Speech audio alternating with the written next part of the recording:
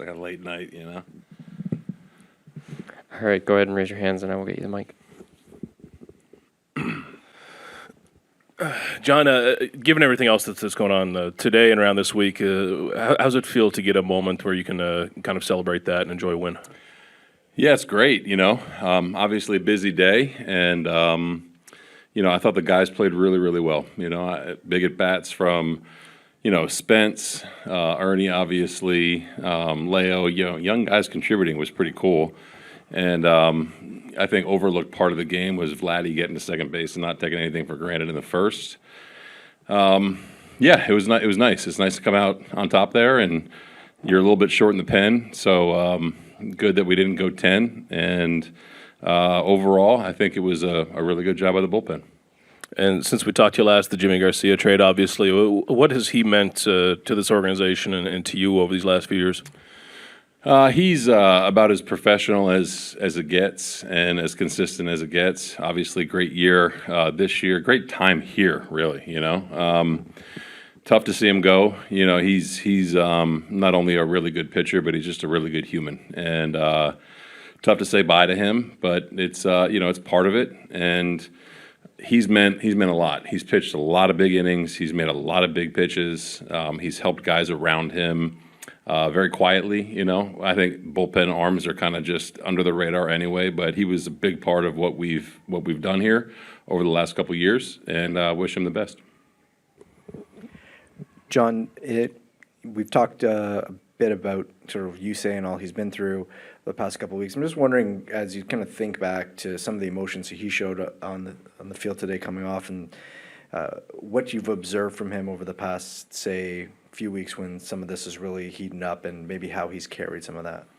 He's been great, you know. I think, like I said before today, I think initially it's a little bit weird and new for him, but he's been great. You know, I thought he had electric stuff today, and realized how good his fastball was, and I thought he pitched better than what his line was. Really, you know, it's kind of a wall scraper homer, and you know, 8 singles, 7 singles, it kind of found holes, whatever it was, against a really good team. So. I thought he did a really good job over the past couple of weeks of kind of just corralling everything and focusing on what he had to do. You know, what people don't realize and what they don't see is how he prepares and how well he takes care of himself in between. And you know, I thought today it was a really good outing for him, and would have been easy to let him finish the 5th. I wanted the fans to recognize him a little bit too, but. Nothing's set in stone. You know, we don't know he may make his next start here. So it's he's been really, really good.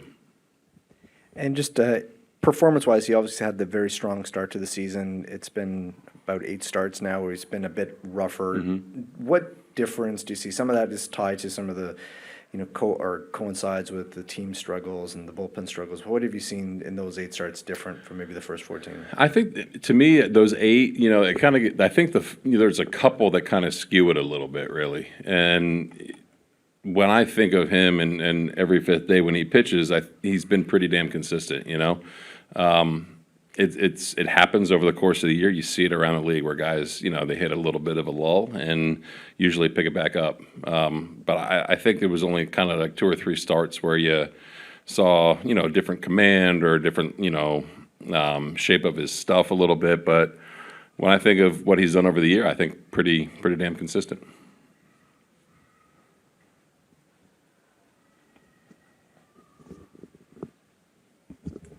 Did you have a message for Yusei when you got him on the mound? No, not really. I just said, hey, I figured he would get a nice ovation from the crowd, which he did, and that was basically it. He was kind of out of pitches anyway, so I just wanted him to kind of enjoy the ovation a little bit. That was it.